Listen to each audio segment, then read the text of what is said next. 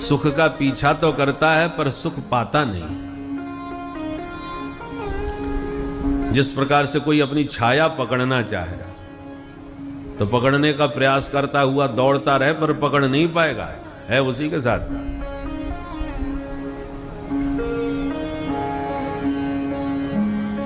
मैत्रेय जी ने कहा, विदुर जी वास्तव में यह संसार दुखालय है। हम सुख पाना चाहते हैं, यह सुखाभास है। हमें जो संसार में सुख दिखता है ना, ये वास्तव में सुख है नहीं, ये सुख का आभास है, भ्रम। सुख जैसा लगता है होता नहीं। जब बच्चे थे तब कहते थे बस परीक्षा पास हो जाए सो ही आनंद आ जाए, सुखी हो जाए। हर साल परीक्षा देते देते न जाने कितनी परीक्षाएं पास कर ली, सुखी हो गए। बोले साहब डिग्री तो बहुत सारी है, और नौकरी ठीक ठाक लग जाए तब तो आनंद आवे।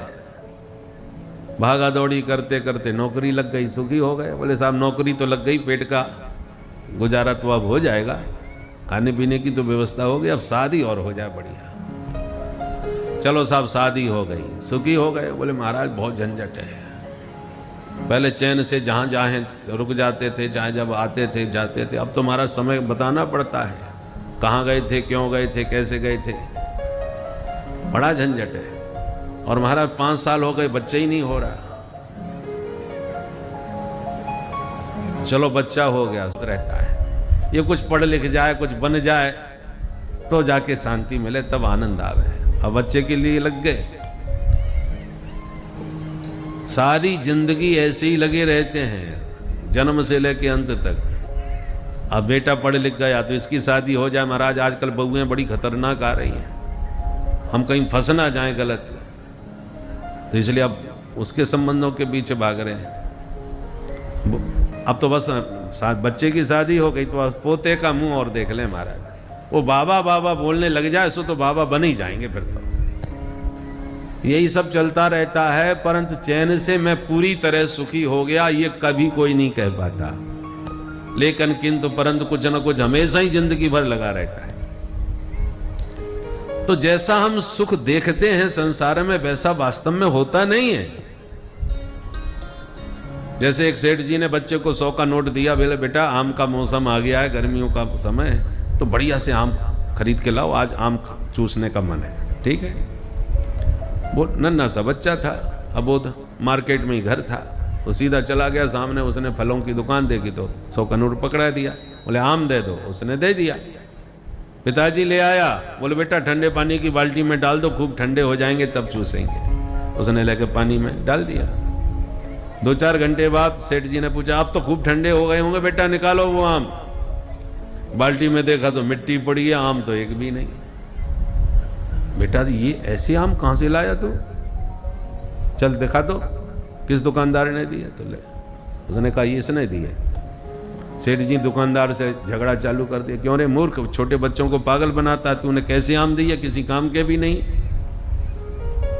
जब झगड़ा करके बहुत चिल्लाने लगे तब दुकानदार ने कहा सेठ जी नाराज बाद में होइए, पहले दुकान का बोर्ड तो पढ़ लीजिए, स्पष्ट लिखा है नकली फलों की दुकान। मेरे पास सारे फल मिलते हैं, सब मिट्टी के बना करके हम सजा करके बेचते हैं। लोग घर में सजाने के लिए, लटकाने के लिए ले जाते हैं, खाने के लिए नहीं ले जाते। आपके बेटे ने कहा आम दो, हमने आम दे दिए। अब मुझे क्या मालूम सजाने ले जा रहा है कि खाने ले जा रहा है। आपको दुकान का बोर्ड पढ़ना चाहिए।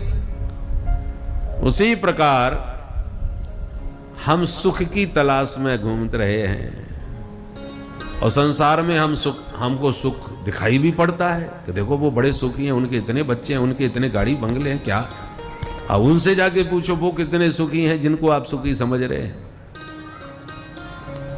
जिनके पास पैसा नहीं है वो पैसा वालों को सुखी समझ रहे हैं। पैसा वालों से जाके पूछा कहो साहब क्या हाल है, बोले मत पूछो साहब, इतना तो जीएसटी लगता है और इतना इनकम टैक्स देना पड़ता है, आए दिन लोगों की धमकी भी आती रहती है, इतना हमको इतना % दो, परेशान है हम तो आपकी दृष्टि में सुखी कौन है? बोले ये नेता लोग बड़े सुखी हैं, हमारा खूब नोट छाप रहे हैं और उन पर कोई कुछ नहीं होता।